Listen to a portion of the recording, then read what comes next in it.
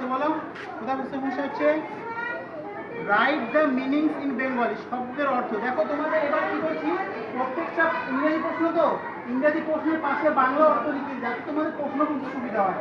বোঝা গেল? যেমন এখানে লেখা আছে রাইট দ্য ওয়ার্ড মিনিং। এবার অনেকে জানো না, পাশে লিখে দিয়েছি যে কোথায় গেল রে, শব্দের অর্থ লেখো, মানে নিচে যে শব্দগুলো আছে অ্যাকোয়াটিক মানে করে বাংলা লিখতে হবে।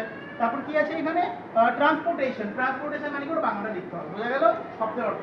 এবার কার কি সমস্যা বলো? আজিজ কি সমস্যা? when did the children play, বাচ্চারা কখন খেলেছিল? বাচ্চারা কখন খেলেছিল? what is কামড়? কামড় কি?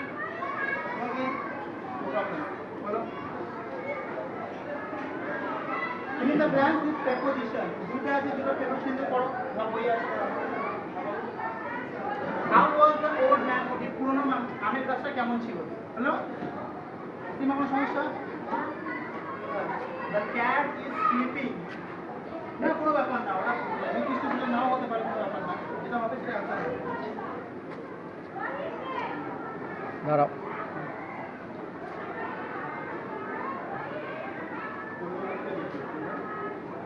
বন্ধ হয়ে যাবে, এটা দেখবেন তাহলে। কোনো সমস্যা আছে? কার কার কি প্রবলেম বলো? মিয়ার কোনো সমস্যা? আচ্ছা, তোমার কোনো সমস্যা? জরিফা কোনো সমস্যা? কোনো কিছু প্রবলেম হলে আমি জিজ্ঞেস করবো। রিজন বলো। নম্বর 4, পুরোনো আম গাছটা কেমন ছিল? পুরোনো আম গাছটা কেমন ছিল? একটু ভালো করে স্যার ওনাকে বুঝিয়ে দাও তো বাচ্চাটাকে একটু। আর কি প্রবলেম আছে? তারপর কি প্রবলেম আছে বলো? কোনো সমস্যা?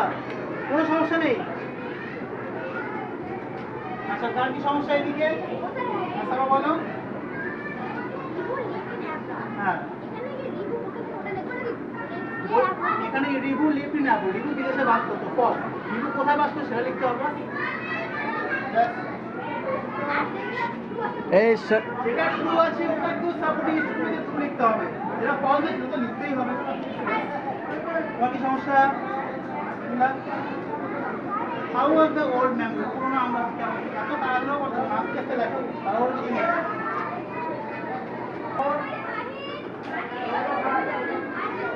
আসসালামু আলাইকুম।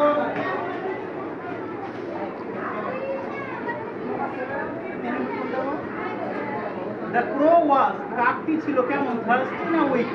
তৃষ্ণার্ত না দুর্বল? পুরোটা লিখতে হবে, পুরো বাক্যে। Write the names of any 3 flowers, যে কোনো 3টা ফুলের নাম লিখতে হবে ইংলিশে। যে কোনো 3টা ফুলের নাম লিখতে হবে, তোমার ইচ্ছা কোন 3টা ফুলের নাম লেখো লেখো। আই রিড ইন ক্লাস 2 না 3, তুমি কোন ক্লাসে পড়ো এটা দিয়েছো, সিম্পল এটা দিয়েছো।